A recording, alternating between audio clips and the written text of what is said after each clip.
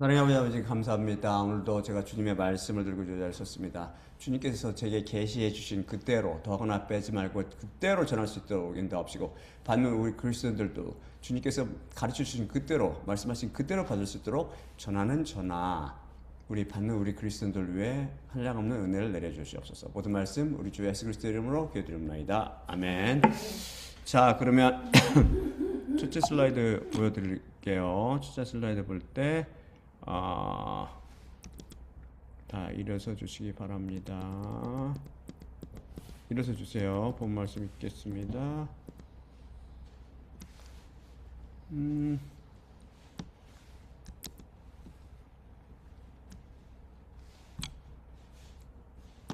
고린도 첫째 슬라이드는 고린도전서 15장 20에서 25절입니다.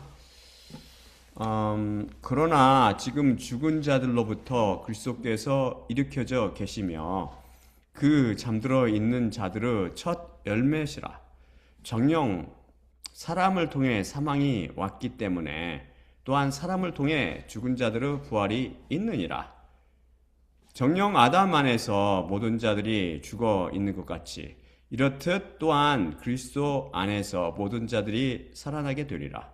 그러나 각자가 그 자신의 그룹 안에 있으니 그리스도께서 첫 열매시요 그것에 이어 그분께서 강림하실 때 그리스도의 사람들이며 그 다음 마지막으로 그 왕국을 하나님께 그분께서 넘겨주시는 때요 모든 처음 것과 모든 권세와 능력을 그분께서 패하시는 때이니 모든 원수들을 그분의 발들 아래 두실 때까지 그분께서 왕으로 다스리셔야 하시기 때문이라. 그럼 계속해서 제가 주기도문을 보여드리도록 하겠습니다. 주기도문 같이 낭독하도록 하죠. 하늘들 안에 계신 우리 아버지여, 당신의 이름이 거룩히 되게 하시며 당신의 왕국이 오게 하시고 당신의 원함이 하늘들 안에서처럼 땅 위에서도 이루어지게 하시며 그 피로 적절한 저희 양식을 오늘 저에게 주시고 또한 저희 자신들이 저희의 채무자들을 면제해 준 것 같이 저희 채무를 면제해 주시며 저희를 시험 안으로 끌어들이지 마시고 오히려 그 악한 자로부터 구출하소서. 자, 다 앉아주시기 바랍니다.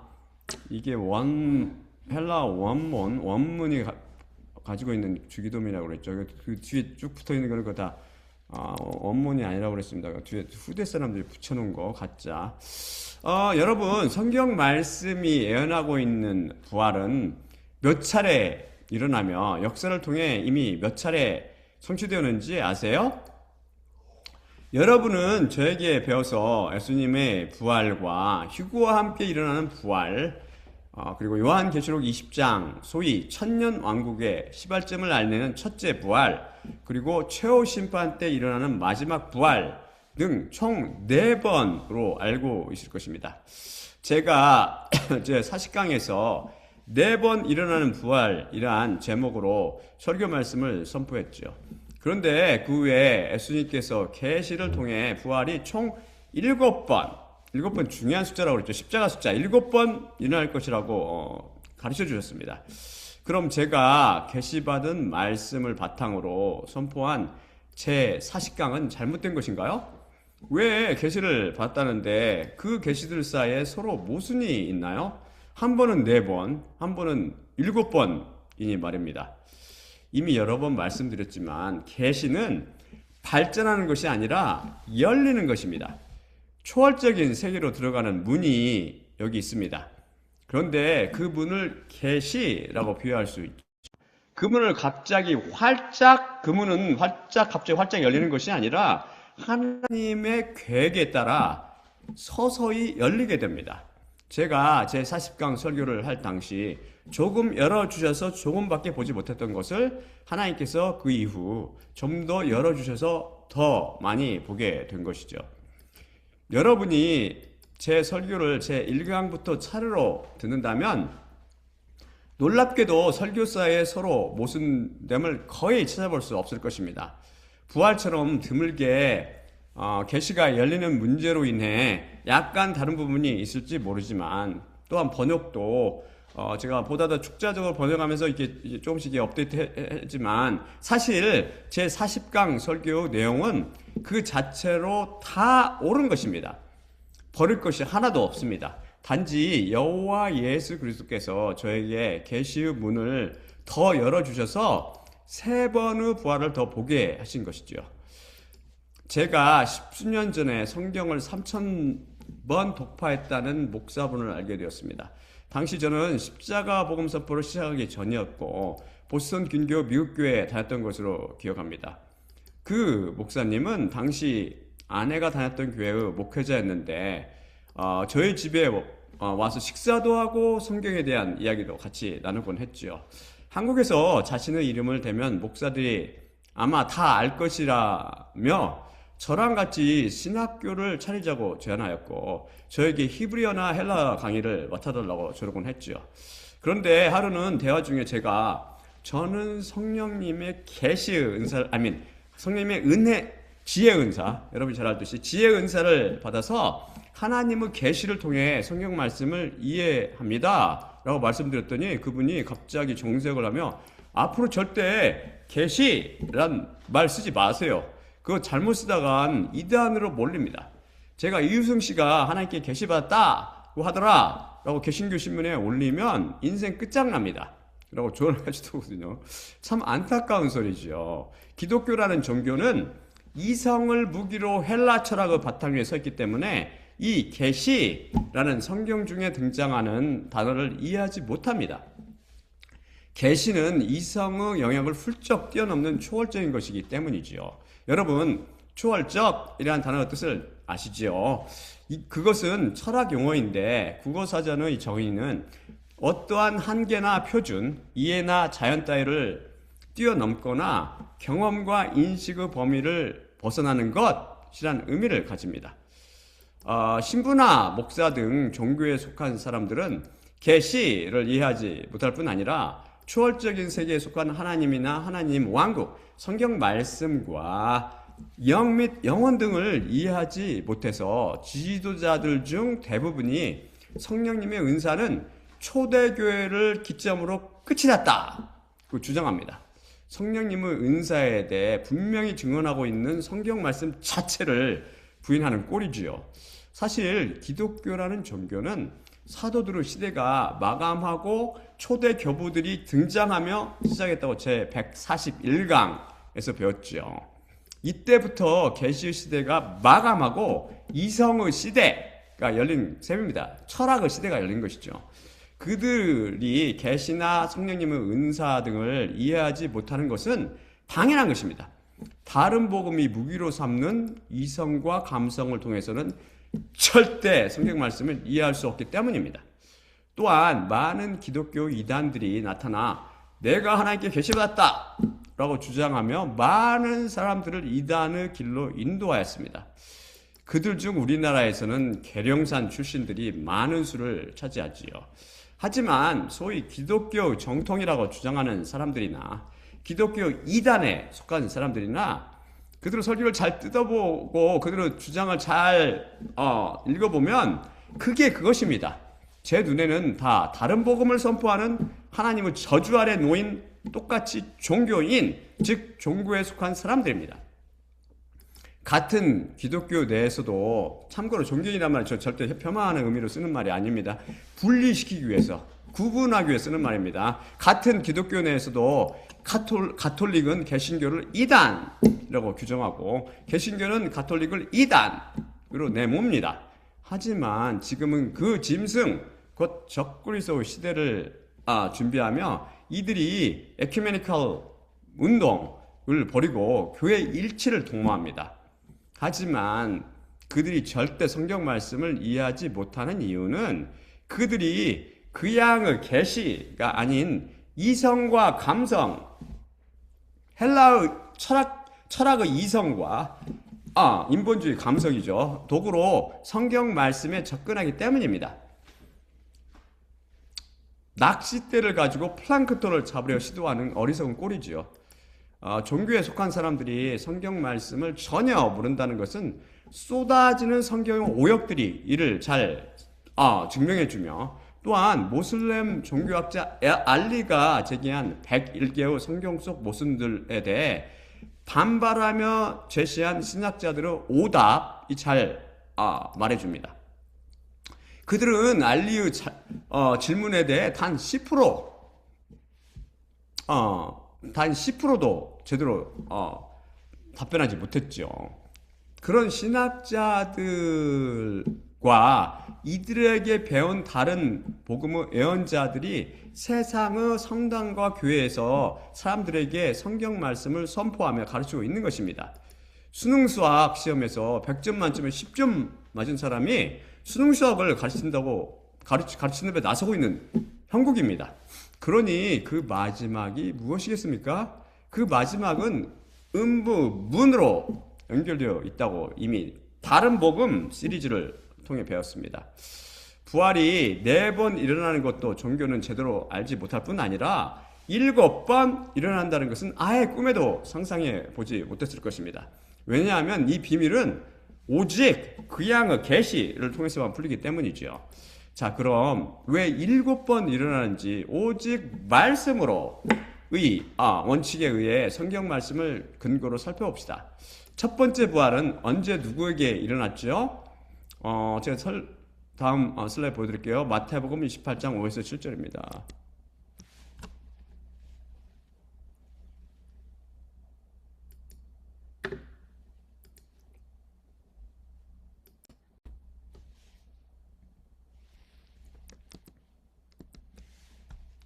그러자 그 천사가 그 여자들에게 대답하며 말했으니 너희 자신은 두려워 말지니 십자가에 못 박히셨던 예수님을 너희가 찾고 있다는 것을 내가 알고 있기 때문이라. 그분은 여기 계시지 않으시니 그분께서 말씀하셨던 것처럼 일으켜 주셨기 때문이라. 너희는 와서 그분께서 눕히셨던 장소를 보라. 그리고 죽은 자들로부터 그분께서 일으켜 주셨고 보라, 너희를 갈릴리 안으로 그분께서 앞서 인도하셔서 거기서 그분을 너희가 보리니 빨리 가서 그분의 제자들에게 너희는 말하라. 보라, 너희에게 내가 말했노라. 바로 십자가에 못 박히셨던 우리 주 예수 그리스도께서 못 박힌 지 사흘째 부활하심으로 부활의 첫 열매가 되었습니다. 인류 역사상 첫 번째로 부활하셨던 것이죠.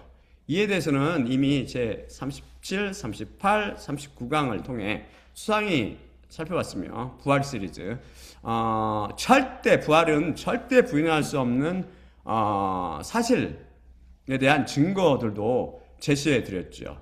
그 설교를 다시 들어보세요. 그럼 두 번째 부활은 언제 일어날 것이며 여기에 누가 참여했거나 참여할 것인가요? 혹시 아세요?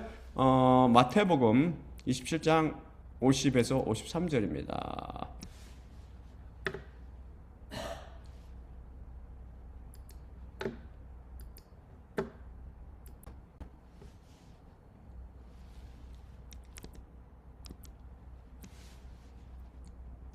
그러자 예수님께서 다시 거대한 목소리로 소리 지르신 후 영을 내보내셨더라. 그리고 보라, 성전의 휘장이 위로부터 아래까지 둘로 찢어졌고 땅이 진동되었으며 바위들이 찢어졌고 무덤들이 열려졌으며 잠을 자고 있던 성도들의 많은 몸들이 일어났고 그분께서 부활하신 후 무덤들로부터 나가서 거룩한 성으로 들어갔으며 많은 자들에게 나타내 보였더라. 바위들이 찢어졌고 라는 표현이 어색하게 들을지 모르지만 여기 쓰고 있는 헬라어는 휘장이 들로 찢어졌고 라고 표현할 때 쓴 동일한 단어 스키저의 수동태형을 쓰고 있어서 동일한 단어를 써서 축자적으로 번역했기 때문입니다. 제 번역이 다소 낯설게 들린다면 그것은 제가 성경 말씀을 축자적으로, 즉 히브리어와 헬라어를 글자 그대로 번역하기 때문입니다. 이것이 성경 말씀 번역의 가장 중요한 원칙이라고 이미 여러 차례 살펴봤습니다. 번역 성경들이 줄기차게 오역을 해대는 이유는 이 중요한 원칙을 무시하고 이성과 감성을 기초로 하나님 말씀을 번역하기 때문입니다.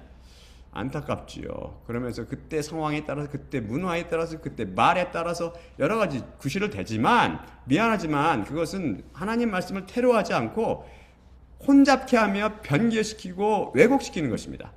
이때 땅이 진동되었던 사건, 곧 지진은 역사책에도 기록되어 있다고 제 179강에서 같이 배웠습니다. 자, 두 번째 부활에 누가 참여했으며 그게 언제 일어났나요? 마태복음 27장 52절과 53절 말씀이 증언하듯 무덤 속에 잠자던 많은 성도들이 참여했으며 예수님의 부활 이후 비로소 거룩한 성, 곧 예루살렘 성 안으로 들어가서 많은 자들에게 나타났습니다. 이들이 누구였는지는 아무도 모릅니다. 저도 모르고. 그리고 왜 그들에게만 일어나는지도 아무도 모릅니다. 그들이 소위 착한 일, 곧 선한 일을 많이 해서 두 번째 부활에 참여했나요? 행위에 기초한 보상 사상은 인과의 법에 갇힌 소위 다른 복음이 가르치는 바이죠. 거짓말에 미혹되지 마세요. 왜 그들만 부활에 참여할 수 있었는지는 아무도 모릅니다. 왜 그렇지요? 그것은 바로 부활의 열쇠를 갖고 계신 분이 여호와 예수 그리스도이시기 때문입니다. 하나님의 주권에 의해 두 번째 부활이 일어나는 것이죠. 이것은 인과의 법이 아니라 은혜의 법에 따라 일어나기 때문에 인과의 법 안에 갇혀 사는 자연인들이 절대 헤아려 짐작할 수 없습니다. 우리 눈에 놀랍고 기이할 뿐이지요. 그럼 셋째로 일어나는 부활은 언제 누구에게 일어났나요? 이것을 종교에 속한 자인들은 찾아내기 매우 힘들 것입니다. 다섯 번째와 일곱 번째도 마찬가지지요. 사실 세 번째로 일어나는 부활에 대해서는 이미 제 150강에서 제 153강까지 무려 4편에 걸쳐 두 증인의 비밀에 대해 살펴보며 배웠습니다. 기억나세요? 반드시 그 설교들 들어보세요. 제 설교는 건너뛰며 들으면 이해하지 못하게 됩니다. 하루에 한 편씩 꼬박꼬박 1편부터 순서대로 들으세요. 여러분은 영혼이 달린 문제입니다. 말씀이 여러분을 살릴 것입니다. 말씀이 이렇게 증거하고 있잖아요. 제가 그거에 대한 설교 올렸죠. 자, 그러면 요한계시록 11장 7에서 14절을 보여드릴게요.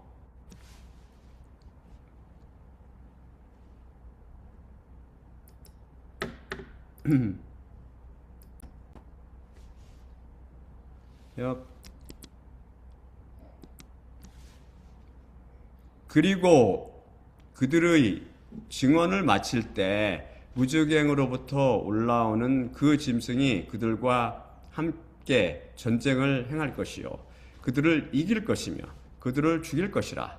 그리고 그들의 시신이 거대한 성의 그 거리 위에 있으니 그것은 영적으로 소돔과 이집트라 불리는데 그들의 주님도 십자가에 못 박히신 곳이라. 그리고 백성들과 부족들과 방언들과 민족들로부터 3일 반 동안 그들의 시신을 그들이 보며 그들의 시신들이 무덤 안으로 놓이는 것을 그들이 허락하지 아니하니라. 그리고 땅 위에 거주하는 자들이 그들을 인해 기뻐하며 즐거워하고 서로 선물들을 보낼 것이니 왜냐하면 이 두 예언자들이 땅 위에 거주하는 자들을 고문하였기 때문이라. 그리고 3일 반 후에 생명의 영이 하나님께로부터 그들 안에 들어갔고 그들의 발들 위로 섰으니 거대한 공포가 그들을 보는 자들 위에 떨어졌더라. 그리고 하늘로부터 여기로 올라오라는 그들에게 이르는 거대한 목소리를 그들이 들었더라. 그리고 구름 안에서 하늘로 그들이 올라갔고 그들의 원수들이 그들을 응시했더라. 그리고 저 시간에 거대한 지진이 일어났으며 그 성의 10분의 1이 무너졌고 그 지진에 의해 7천의 사람들의 이름들이 죽임을 당했고 남은 자들이 공포스럽게 되었으며 영광을 하늘에 계신 하나님께 드렸더라. 둘째의 비통함이 없어졌으나 보라 셋째의 비통함이 곧 오리라. 여기서 그들의 증언이란 두 증인으로 비유되는 14만 4천 애언자들의 증언을 가리킨다고 이미 배웠습니다. 여기서 보듯이 이 두 증인들은 그 짐승 곧 적그리스도와 전쟁을 하는데 겉으로 보기에는 그 짐승이 이들을 죽이고 승리한 것처럼 보입니다. 그런데 무슨 일이 벌어졌나요? 그들의 시신들이 사흘 반이나 예루살렘에 방치되었는데 사흘 반 후에 생명의 영 곧 성령님께서 그들 안에 들어갔고 하늘에서 여기로 올라오라는 거대한 음성을 듣고 그들이 구름에 쌓여 하늘로 올라갑니다. 그들 안에 계신 성령님을 통해 부활한 것이죠.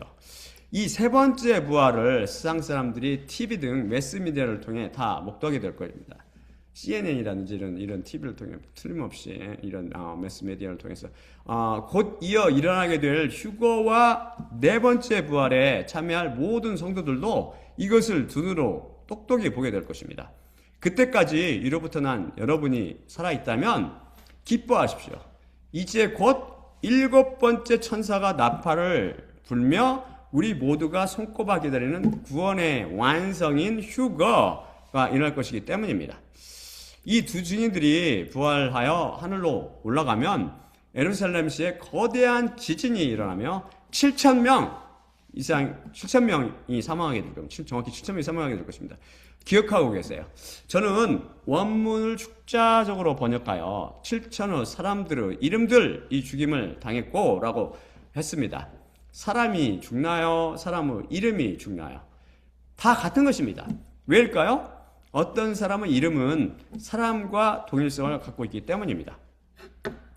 사실 정확히 7,000명이 죽을지 7,000여 명이라든지 7,000 약간 모자랄지는 성경은 그런 식으로 이렇게 표현을 하기 때문에 성경의 표현 방법을 잘 알고 있어야 됩니다. 두 증인들이 하늘로 부활하여 승천한 후 이 두 증인들로 비유된 14만 4천 명이 어엿하게 하늘의 그 모습을 드러냅니다. 제가 보여드릴게요. 요한계시록 14장 1에서 5절입니다.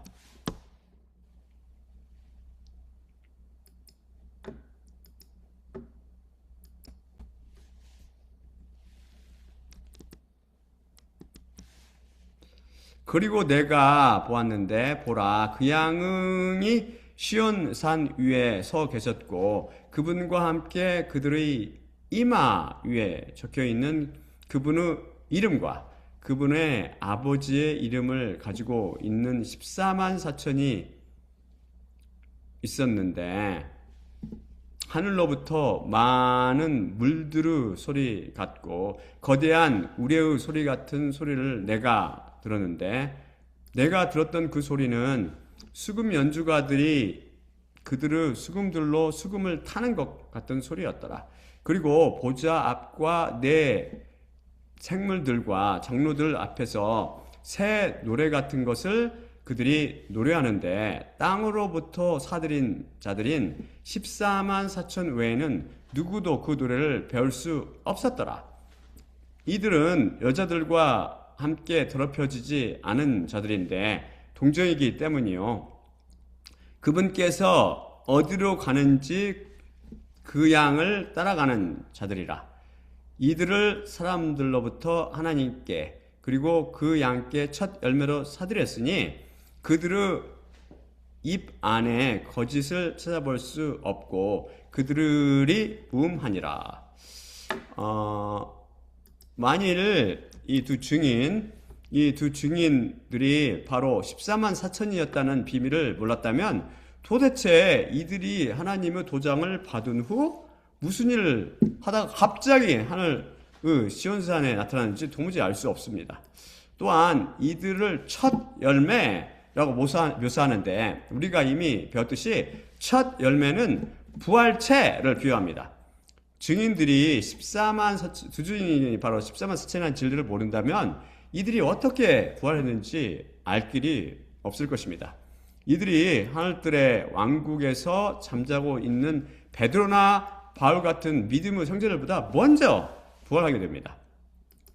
요한계시록은 이 14만 4천이 예수 그리스도와 함께 시온산에 있는 것을 증언하고 있지만 그 어디에서도 두 증인들이 어디로 갔는지 그 모습을 다시 찾아볼 수 없습니다. 왜냐하면 14만 4천이 바로 이 두 증인들이기 때문입니다. 자, 그럼 네 번째 부활은 언제 누구에게 일어날까요? 다음 슬라이드 보여드릴게요. 고린도전서 15장 20에서 25절입니다. 오늘의 본문 말씀이죠.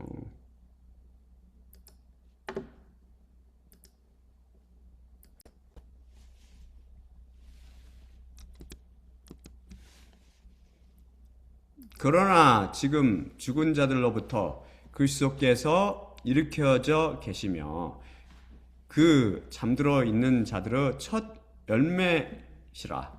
정녕 사람을 통해 사망이 왔기 때문에 또한 사람을 통해 죽은 자들의 부활이 있느니라. 정녕 아담 안에서 모든 자들이 죽어 있는 것 같이 이렇듯 또한 그리스도 안에서 모든 자들이 살아나게 되리라.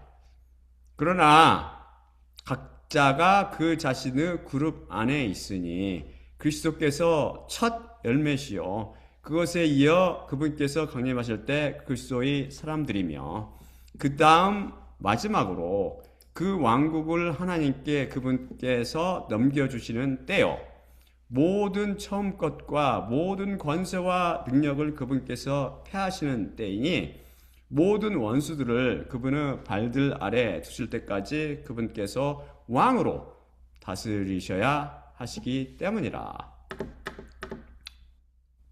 여기서 말씀이 정녕 아담 안에서 모든 자들이 죽어 있는 것 같이 라고 증언하듯 여러분 중 거의 대부분은 지금 죽어 있는 상태입니다. 죄로 육신과 영혼과 영이 죽은 것이죠. 믿음을 통해 성령님을 받고 위로부터 난 사람만 산자입니다. 제 40강 4번 일어나는 부활 편을 설교할 당시만 해도 개혁성경을 많이 신뢰했습니다. 하나님께서 제가 개신교 종교인이었을 때 저를 은혜로 구원하여 위로부터 나게 하셨기 때문입니다. 그런데 성령님의 지혜의 말씀을 받은 제가 십자가복음을 계속 선포하기 위해 성경의 히브리어와 헬라어 원문을 번역하면서 개혁성경에 너무나 많은 오역이 있음을 발견하게 되었습니다. 이것은 개혁성경뿐 아니라 모든 번역성경도 다 마찬가지였습니다. 그들이 인간의 이성과 감성을 도구로 초월적인 하나님의 말씀을 번역하기 때문이죠. 그래서 시간이 지나면서 점점 개혁성경이나 다른 번역 성경들을 멀리했고 이제는 오직 히브리어와 헬라어 원문 성경만을 텍스트로 삼아 축자적 번역을 하고 있습니다. 신약은 판인이 복구한 그 헬라어 원문이죠. 그래서 여기 본문 말씀도 제 40강에서 인용했던 말씀과 다릅니다. 하나님께서 창세 전부터 세우신 계획은 그분께서 선택하셔서 핏값으로 사신 자들, 곧 교회와 그 자녀인 그리스도인들을 장차 그분의 아들, 곧 예수 그리스도의 형상으로 영화롭게 변화시켜 그들과 더불어 영원히 사시는 것입니다. 이 영광스러운 부활체를 성경 말씀은 첫 열매라고 부릅니다. 잘 기억하세요. 첫 열매는 부활체를 의미합니다. 예수님께서 바로 부활의 첫 열매가 되었습니다. 예수님께서 하나님이심을 믿으시세요? 그럼 우리가 예수님의 형상으로 거룩하게 변화될 것도 믿으십니까? 우리는 하나님 아버지의 아들 중 첫째로 태어난 자인 예수 그리스도와 동일한 형상으로 변화하여 명실공히 하나님의 자녀들이 될 것입니다. 다음 슬라이드 제가 보여드릴게요. 로마서 8장 29에서 30절입니다.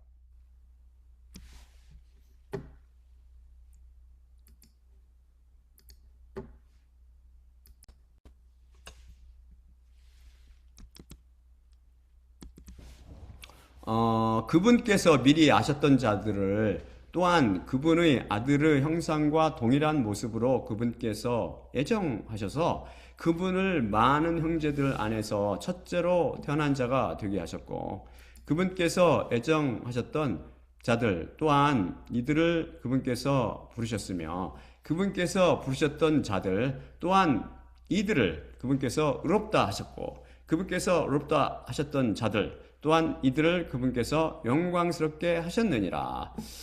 여기서 29절에 첫째로 태어난 자란 육신적인 출생, 곧 예수님께서 하나님 아버지에 의해서 창조됐다는 뜻이 아니라 예수님의 부활을 의미하며 첫째로 부활하신 아들이 되셨다는 의미입니다. 내가 오늘 너를 낳았다는 건 부활을 의미한다고 우리 배웠죠. 예수님은 하나님이시기 때문에 창조될 수 없으신 분이시죠. 29절 말씀은 이미 제31강 십자가 비밀 19편에서 원어까지 살펴보며 다뤘기 때문에 긴 설명은 생략하겠습니다.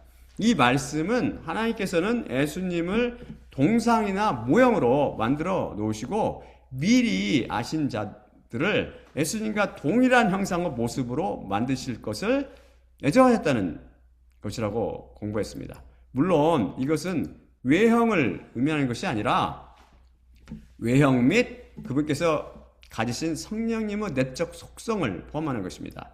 겉모습만 예수님처럼 영화롭게 되고 속이 그대로 유지된다면 바로 왕자복을 입은 거지, 곧 거지 왕자 꼴이 될 것입니다. 하나님께서는 우리 그리스도인들을 껍데기뿐 아니라 속 모양까지도 정확히 예수 그리스도 형상으로 만드실 것을 계획하셨습니다. 예수님께서 교회를 대표하는 지자들과 새 언약 맺기를 학수고대 하셨다고 새 언약에 대해 공부할 때 배웠었죠. 왜냐하면 죄사함을 통해 우리를 거룩하게 만드시는 것이 우리를 장차 참 예수 그리스도 형상, 곧 참 하나님의 형상으로 만드는 필수 단계이기 때문입니다. 교회와 새 언약 맺기를 학수고대하셨던 예수님께서는 교회와 그 자녀들을 자신과 동일한 하나님의 형상으로 만들기를 학수고대하셨던 것이죠. 그럼 네 번째 부활에 참여하는 자들은 누구이며 언제 이것이 일어날까요? 조금 전 읽었던 고린도전서 15장 23절이 증언하듯 그러나 각자가 그 자신의 그룹 안에 있으니 그리스도께서 첫 열매시요 그것에 이어 그분께서 강림하실 때 그리스도의 사람들이며입니다. 즉 예수 그리스도 다음으로 부활될 그룹은 그분께서 강림하실 때 그리스도의 사람들입니다. 아니 잠깐만요. 조금 전 두 번째로 부활한 사람들로 예수님께서 십자가에서 부활하신 바로 후 무덤 안에 잠자던 성도들이 있었고 세 번째로 부활한 사람들로 14만 4천 명이 있었다고 살펴보지 않았던가요? 즉 두 번째와 세 번째 부활 그룹은 어디 갔습니까? 여러분 0차원은 점, 1차원은 직선, 2차원은 평면, 3차원은 공간이라고 수학이나 물리 시간에 배운 거 기억나세요? 물리에서 흔히 3차원의 공간에 시간을 더한 것이 4차원이라 부릅니다. 아인슈타인이 상대성 원리에서 이 시간 개념을 도입했었죠. 그래서 우리는 성경 말씀을 이해할 때 4차원적으로 봐야지 신학자들을 비롯한 자연인들이 흔히 그러하듯이 0차원이나 1차원 혹은 기껏해야 2차원으로 보면 안 됩니다. 이미 배운 적이 있는데 이런 식 표현의 대표적인 것이 바로 몸과 영혼과 영입니다. 인간은 몸, 즉 육신과 영혼으로 되어 있습니까? 아니면 몸과 영으로 되어 있습니까? 혹은 몸과 영혼과 영으로 되어 있습니까?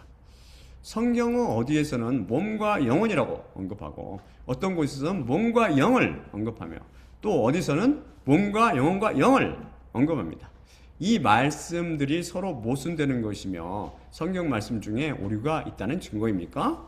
그래서 인간의 이성을 무기로 삼는 철학으로 성경 말씀을 접근하는 종교에 속한 자들은 자연인들이 이분설이 어떻고 삼분설이니 이분설이니 떠들며 서로 멱살 잡고 싸우고 있는 것이죠.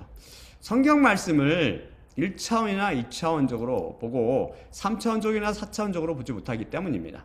구약과 신약을 통해 성경은 인간이 몸과 영혼과 영으로 되어 있음을 증언하고 있습니다.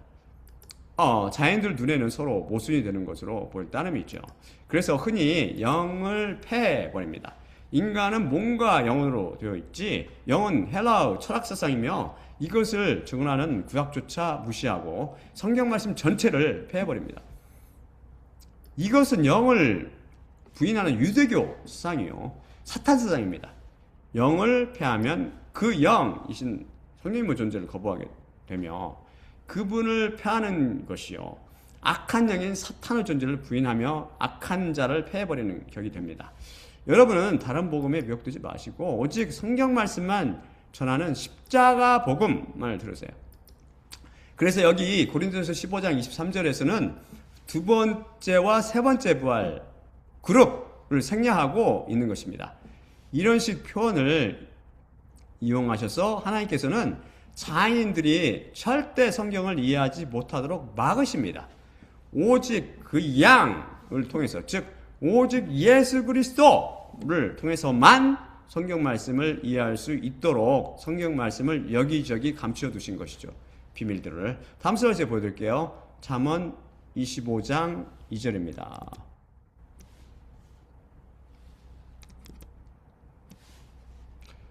말씀을 숨기시는 것은 하나님의 영광이요, 말씀을 찾아내는 것은 왕들의 영광이라. 여기서 보듯 말씀을 숨기시는 것이 하나님께 영광이 됩니다.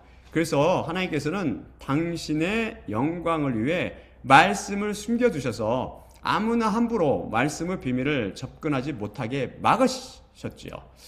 그런데 히브리어로 멜라힘, 곧 왕들이란 오직 성경으로 그 원칙에 의해 세상 왕들을 가리키는 것이 아니라 새하늘과 새 땅의 왕들, 곧 하나님의 자녀들을 가리킵니다.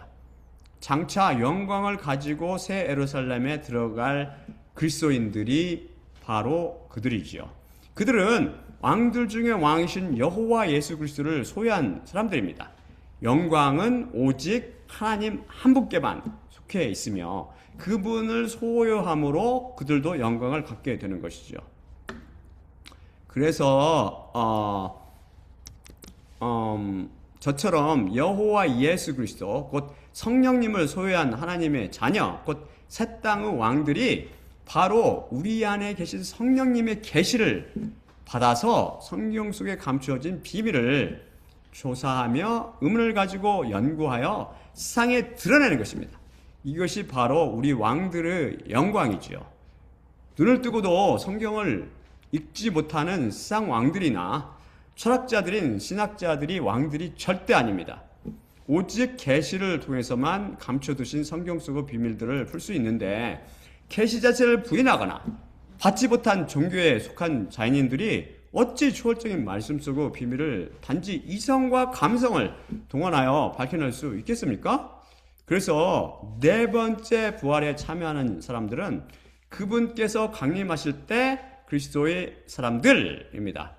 이들이 누구라고 배웠죠? 여기서 그리스도의 사람들로,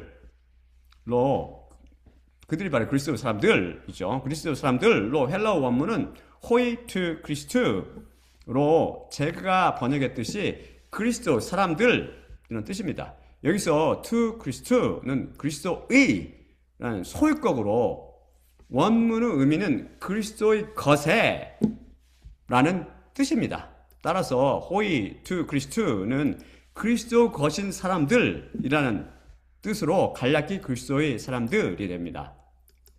그리스도 것인 사람들이 누구죠? 우리가 제2강에서 배웠듯이 그들이 바로 크리스티아노스, 즉 그리스도인들을 가리킵니다.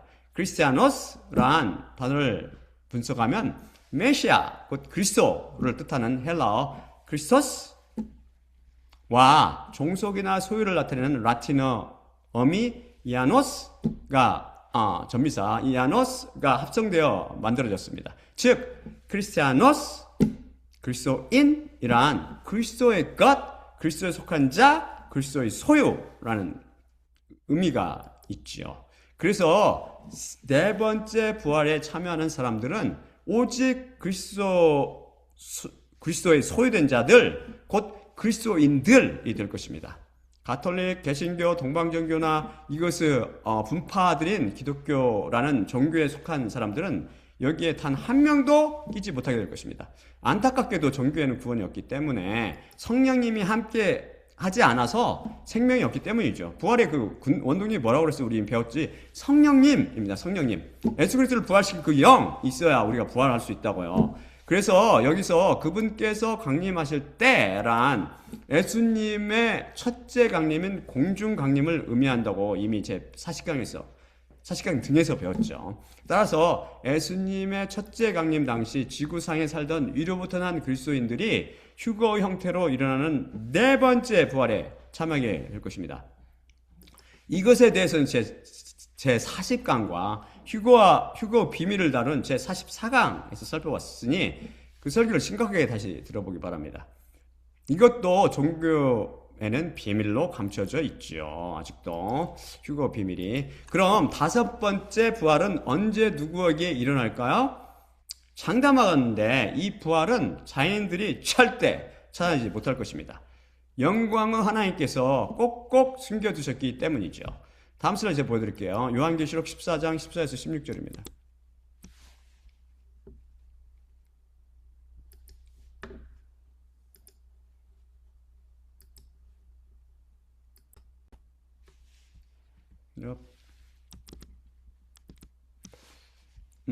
그리고 내가 보았는데 또한 보라 흰 구름과 그 구름 위에 사람의 아들같이 생기신 앉아 계신 분으로 그분의 머리 위에 금 면류관이 있었고 그분의 손 안에 날카로운 낫이 있었더라.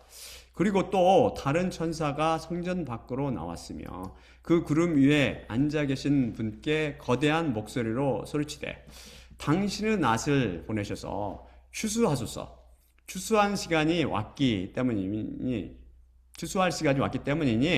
땅의 추수가 말라졌기 때문이외다. 그러자 그 구름 위에 앉아 계신 분이 그분의 낫을 그 땅 위에 던지셨고 그 땅이 추수되었더라. 이 사건은 세 번째 부활과 네 번째 부활이 일어난 후 요한계시록 쭉 읽어보면 아시겠지만 그 짐승의 정부가 온 땅을 지배하며 그 짐승의 우상에 절하지 않고 또한 666 용의 낙인을 오른손이나 이마에 받지 않은 모든 자들은 다 목베어 죽이며 피바람을 일으키던 때에 일어납니다. 여기서 그 땅은 교회를 비유하고 있습니다. 여기서 보듯이 그들은 그 당시 땅 위에 살던 자들로 믿음이 없어 네 번째 부활에 참여하지 못했으나 그 이후 환난을 통해 하나님께서 불같은 신을 통해서 믿음을 성장시키셔서 위로부터 나게 하신 그리스도인들로 추정됩니다. 그들은 산채로 예수 그리스도께 의해 추수됩니다. 즉 첫 열매로 부활에 참여하게 되지요. 그들이 죽었다는 표현이 전혀 없습니다. 이것이 첫 열매, 곧 부활을 의미함을 마가복음 말씀을 통해 주님께서 증언해 주십니다. 다음 슬라이드 보실게요. 마가복음 4장 26에서 29절입니다.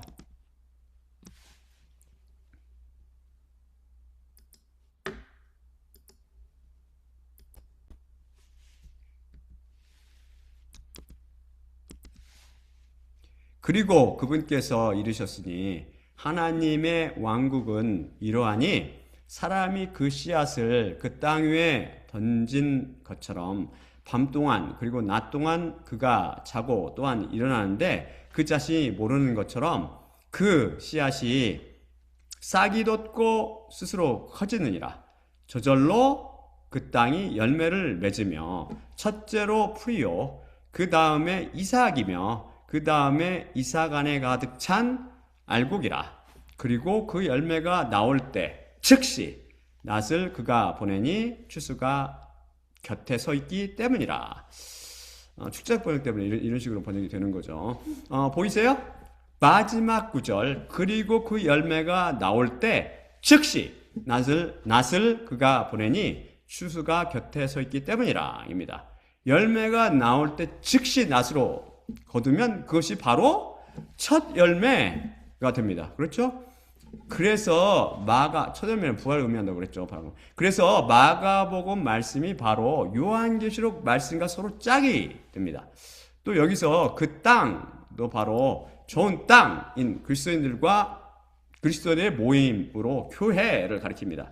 하나님의 왕국에 대한 이 비유는 마가복음, 요한계시록 말씀에 적용되며 또한 개인적으로 그리스도인들의 삶에 일어납니다. 씨앗인 예수 그리스도 말씀이 좋은 땅에 뿌려지면 그것이 시간이 지나면서 저절로 풀잎사귀를 내고 이삭을 내고 이삭이 거기에 붙고 다음에 열매인 알곡이 이삭에 충실하게 열리게 됩니다. 그러면 부활에 참여할 수 있게 되지요. 그 다음이 여섯 번째 부활인데 그 다음이 바로 여섯 번째 부활인데 여섯 번째 부활이 바로 요한계시록에서 첫째 부활이라 불리는 부활입니다. 이것과 첫 번째 부활, 곧 예수님의 부활을 혼동하지 마세요. 다음 슬라이드 제가 보여드릴게요. 요한계시록 20장 4에서 6절입니다.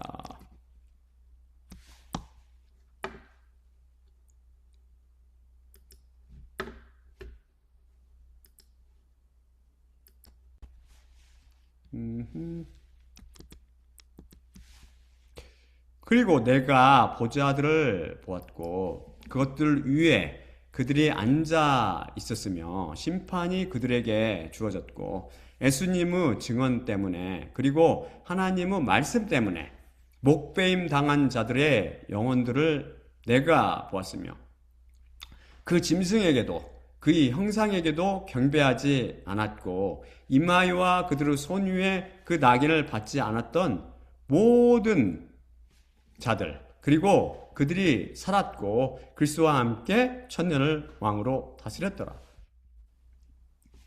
죽은 나머지 자들은 천년이 마칠 때까지 살지 못했더라. 이것이 첫째 부활이더라. 첫째 부활의 몫을 가진 이는 복이 있고 거룩하니 그들 위에 둘째 사망의 권세를 갖고 있지 못하며 오히려 하나님과 그리스도의 제사장들이 될 것이요 그들이 그분과 함께 그 천년을 왕으로 다스릴 것이라. 그렇죠?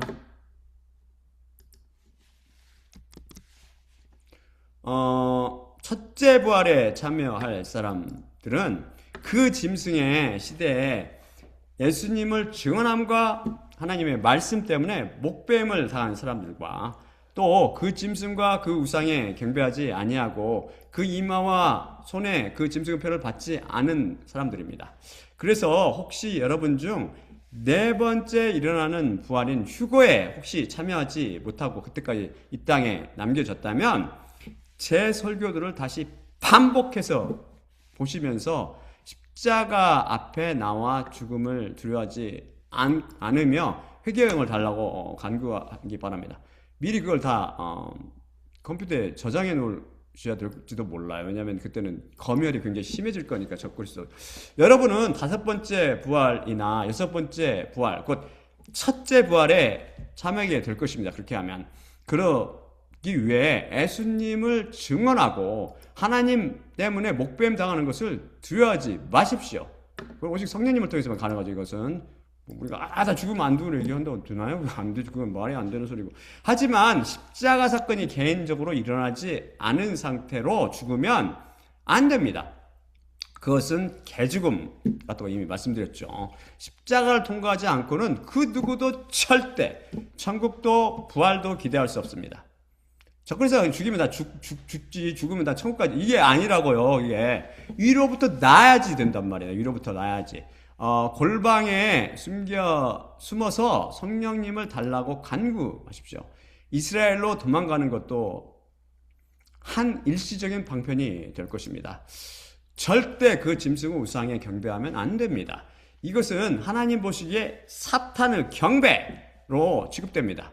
동시에 그 짐승의 낙인을 그 이마나 오른손에 절대 받으시면 안 됩니다. 이것도 사탄 경배와 직결됩니다. 이미 배웠죠. 영원한 불못의 저주가 기다릴 뿐입니다. 그 짐승의 시대는 3년 반, 즉 42달로 제한되어 있습니다. 길게 잡아 다니엘서에 따르면 1335일만 참으십시오. 몇 년 더 살려고 영혼을 포기하는 어리석음을 저지르지 마세요. 여러분이 목배임 당하지 않고 5번째 부활에 참여할 수도 있을 것입니다. 하나님의 주권과 그분의 계획에 달려 있겠지요. 은혜의 법으로 활동하는 하나님의 섭리에 따라서 말입니다.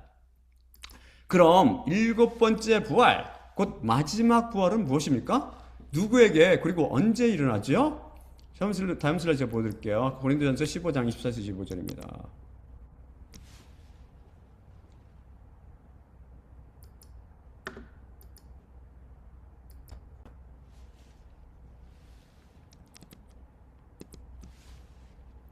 그 다음 마지막으로 그 왕국을 하나님께 그분께서 넘겨주시는 때요.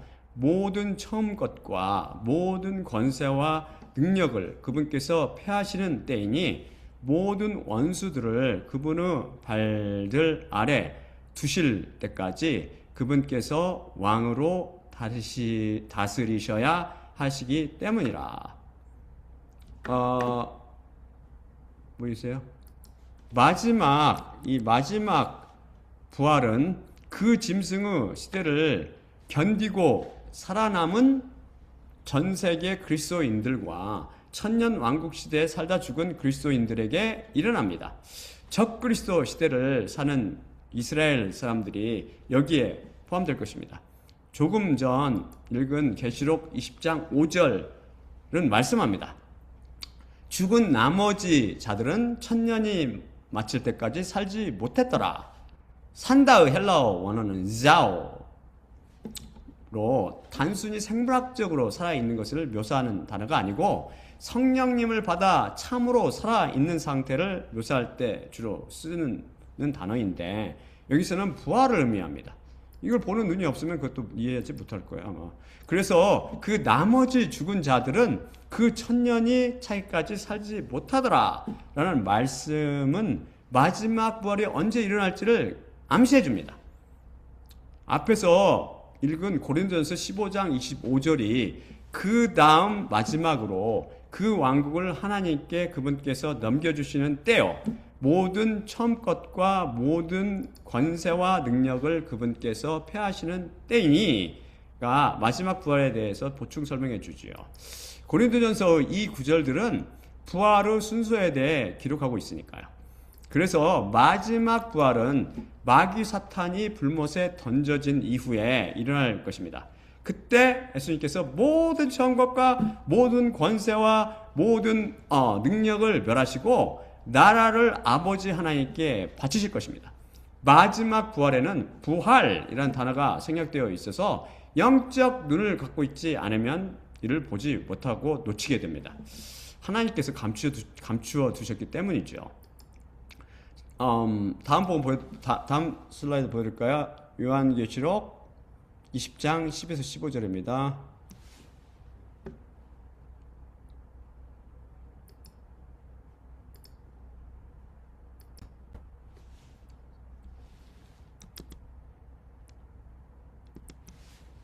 그리고 그들을 오도하던 마귀가 또한 그 짐승과 그 거짓 예언자도 있는 불과 유황의 못 안으로 던져졌고 낮과 밤 새들에 이르도록 그들이 고문을 당하리라. 그리고 거대한 흰 보좌와 그 위에 앉으신 분을 내가 보았더니 그분의 면전에서 하늘과 땅이 도망갔고 그들에게 장소가 발견되지 않았더라. 그리고 그 죽은 사람들, 거대한 자들과 작은 자들이 그 보좌 앞에 서 있는 것을 내가 보았더니 책들이 펴져 있었으며 또 다른 책이 펴져 있었는데 그것은 생명의 책이었고 죽은 자들이 그 책들 안에 기록되어진 것에 의해 그들의 행위들에 따라 심판을 받았더라.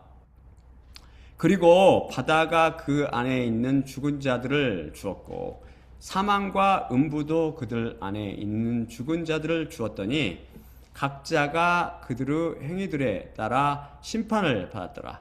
그리고 사망과 음부도 불의 못 안으로 던져졌으니 이것은 둘째 사망으로 불의 못이라. 그리고 만일 어떤 자가 생명의 책 안에 기록되어져 있는 것으로 발견되지 않으면 그 불의 못 안으로 던져졌더라. 여기서 보듯이 모든 처음 것과 모든 권세와 처음 것이라는 건 모든 우두머리라는 거죠. 모든 권세와 능력 및 모든 원수들을 예수님께서 불못에 던져 그분의 발 아래 복종시키신 것입니다. 하나님의 원수란 마귀와 거짓 예언자와 그 짐승인 적그리스도 및 그의 추종자들뿐 아니라 사망과 음부도 포함합니다. 마지막 부활에 대해서 예수님께서도 요한복음을 통해 예언하셨습니다. 요한복음 5장 23에서 28절입니다.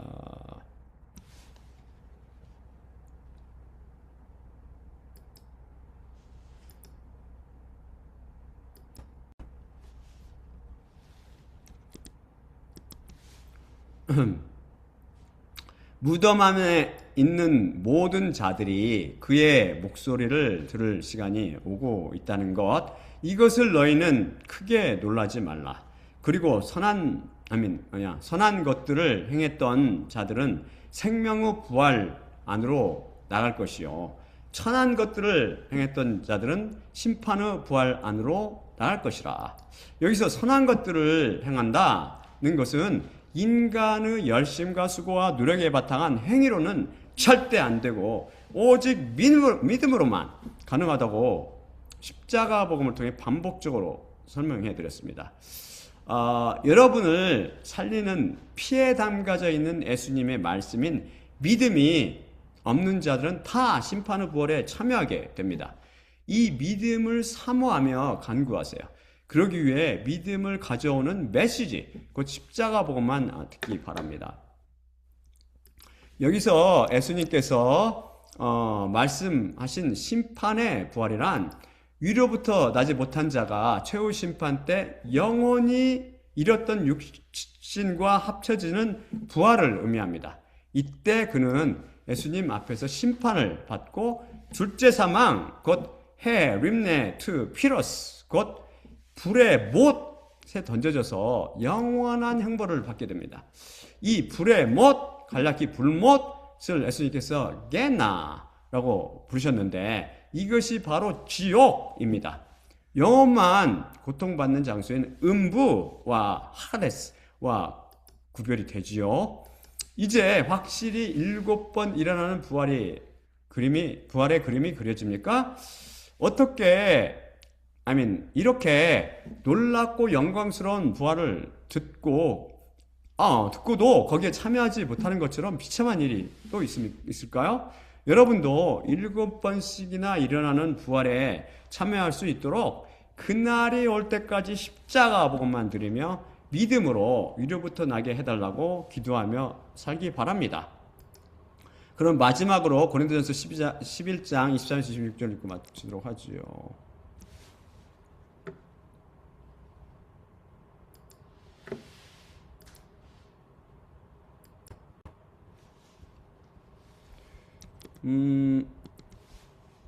내 자신이 확실히 주님께로부터 받았고 그것을 또한 너희에게 내가 넘겨주었으니 주 예수님께서 넘겨주시던 밤에 떡을 취하셨고 감사드리신 후 쪼개셨으며 말씀하셨을 때 이것은 너희를 위한 내 몸이니 나를 기억하기 위해 이것을 너희는 행하라.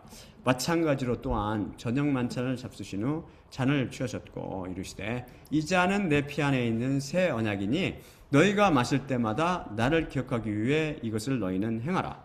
확실히 이 떡을 너희가 먹을 때마다 또한 그 잔을 너희가 마실 때마다 주님의 죽으심을 그분께서 오실 때까지 너희가 선포하느니라. 예수님은 몸과 피로 상징되는 떡을 떼며 잔을 마실 때마다 십자가를 통해 우리에게 그 양의 계시를 통해 7번 일어나는 부활을 밝히 보여주신 예수님만 바라봅시다. 또한 나를 기억하기 위해 떡을 떼며 잔을 마시라 고 말씀하신 예수님의 명령에 순종할 때마다 주님의 죽으심을 그분께서 오실 때까지 선포한다는 말씀을 마음에 새기고 우리 안에 계신 성령님으로 말미암아 일어날 부활을 소망하며 피에 담가진 말씀인 믿음을 가지고 기도하며 살기 바랍니다. 자, 그러면 제가 기도가 마치도록 하겠습니다. 사랑의 아버지 하나님 감사합니다. 오늘 말씀을 통해서 부활이 정확히 7번 일어남을 계시를 통해 가르쳐 주심을 감사합니다. 이 7번 일어나는 부활에 우리 당신의 사랑하는 백성이 모두 참여할 것을 믿습니다. 이 십자가 복음을 통해서 주님의 피해 당하신 말씀이 뿌려질 때 당신의 백성을 불러 모아주시고 이 좋은 땅인 당신의 백성이 싹을 내고 이삭을 내고 알곡을 맺을 수 있도록 주님께서 말씀으로 십자가 복음으로 역사해 주시며 우리 모두에게 은혜를 내려주시고 우리 모두 주님의 영광 주님의 하나님의 형상으로 여호와 예수 그리스도의 형상으로 변하는 그날을 우리가 소망하며 살 수 있도록 우리에게 커다란 소망을 또한 주시옵소서. 모든 말씀 우리 주 예수 그리스도의 이름으로 기도드립니다. 아멘. 자, 그러면 제가 기도하고 마치도록 하지요.